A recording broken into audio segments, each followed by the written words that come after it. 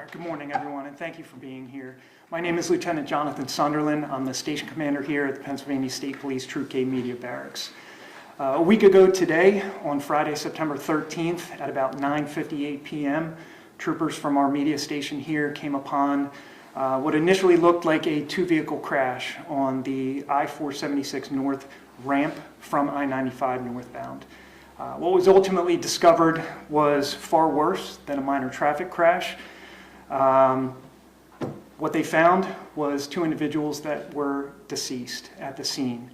Preliminary investigation revealed that a vehicle being operated by Joshua Waltz was traveling on I-95. He struck debris in the roadway and his vehicle became disabled. He was able to pull his car over onto the shoulder on I-476 northbound on the ramp there, and he got out of his vehicle. Completely separate from this event, an individual named Clinton Martin had just finished up his shift at work, and he had gotten on I-95 to travel home. As Mr. Martin was driving on I-95, unknown individuals opened fire on his vehicle for unknown reasons at this point, striking Mr. Martin while he was driving. As a result of being hit by the gunfire, his vehicle veered uncontrollably off to the right-hand side and crashed into the back of Mr. Waltz's vehicle. Unfortunately, Mr. Waltz at the time was standing at the trunk of his car. Both men were killed as a result of this incident. The actions by the person that shot at Mr. Martin's vehicle contributed and caused the senseless death of two men that didn't even know each other, two men that were driving home, going about their own business. The families are grieving and searching for answers as to why this senseless act of violence occurred in the first place. One of the most vital pieces of information that helps us in our criminal investigations is witness accounts of the event that occurred and video evidence. We are asking anyone who may have been driving on I-95 North, getting onto 476 North last Friday between 9:30 p.m. and 10 p.m. that may have witnessed this crash or witnessed the shooting to please contact the Pennsylvania State Police. We're also asking that any people that had video recording equipment in their cars, dash cams. I know a lot of truck drivers and Tesla vehicles have on-board mounted cameras. We're asking for anyone that had that, please let us know. Even if they don't think that they captured anything, if we review it, we may be able to get a license plate. We may be able to get a vehicle description, something that will help lead us to find the person that was responsible for the deaths of these two men. I have representatives from Mr. Martin's family here that would like to speak.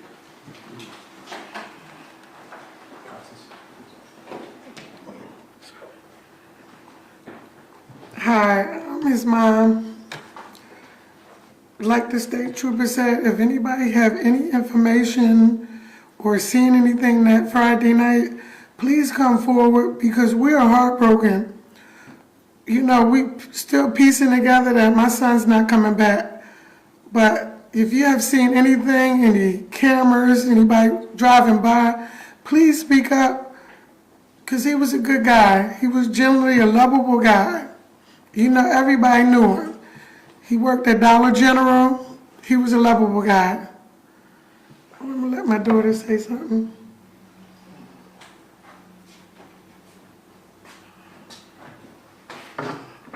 Well, I'm his sister, and I just wanted to let everybody know that he was a genuine dude.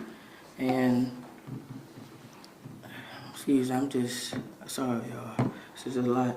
But it was a tragedy on both ends. And if anybody's seen anything like dash cams, like it just, like the state trooper said, Teslas, like videos, cameras, anything, just speak up. Just treat this like it was y'all family. And I just feel like it was a tragedy on both ends. And it was just at the wrong time, at the wrong place. That's it. And Fred Newton, his stepfather, I've been in his life for at least, the last 14 years. I watched him grow up.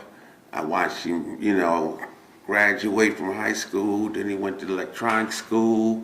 I mean, he was very smart, very brilliant. He started as a cashier at Dollar General. He worked his way all the way up to manager.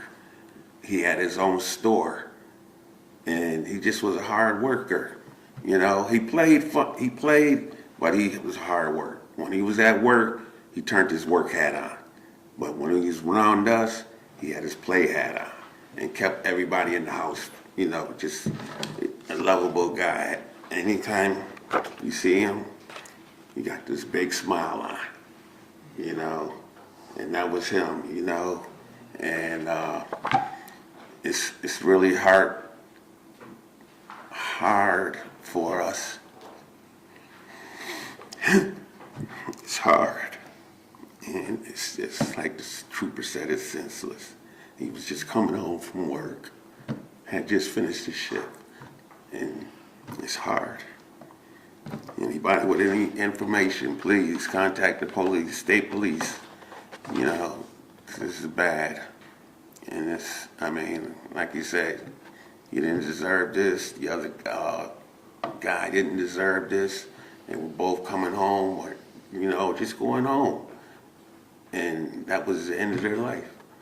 And we have to bury him this next week, and it's hard. Sir, if that person is out there, and there's a lot of cameras here, there's a good chance he may or she may see this, what would you like to tell that person? Turn yourself in. That's all I want. Turn yourself in. I mean, you took 2 people's lives. I understand the other guy had a 5-month-old child that's going to grow up without his father. Please, turn yourself in. What Dollar General did he manage, sir? The one right there on Baltimore Pike. What's that? Right across from the Big Lots store. Lansdowne or Woodtown? No, Clifton Heights. Clifton Heights. Yeah. Off of Baltimore Ave. Yep. Lieutenant, could you take just a few questions if you can? Sure. Do we know where the gunfire originated from? We believe it had to have occurred very, very shortly before the crash occurred, just based on the evidence that we've collected, the timeline that we've tried to put together on Mr. Morton's movements, and the time that Mr. Waltz's vehicle became disabled. It had to have occurred either just prior to getting onto I-476 North or on the ramp there itself. Are you suspecting this is like a road rage incident? Did he have any enemies whatsoever, or anything of that sort? We're not going to rule anything out right now as far as a motive behind this, whether it was a road rage, whether it was targeted. We have to leave all avenues open at this point, just so that we don't skip over anything and don't get too focused on one track of thought. What's your message to the public who are seeing this, and people frequent that highway or any highway, and we don't know what happened? Yeah, I mean, unfortunately, I think everyone's seen over the last couple of years, there have been more and more violent road rage incidents. If it was a road rage incident, we see so many more shootings on the highways these days, and this person is still out there. If they're willing to shoot at someone on the highway, there's so many other people out there driving on these highways every single day. The longer that this person is out there, the greater the risk it is to the public that someone with a mindset like this, where they feel like they could just shoot at another car, it's dangerous to everyone. We're offering a cash reward for anyone that comes forward with information that helps lead to the arrest and apprehension of whoever was responsible for this.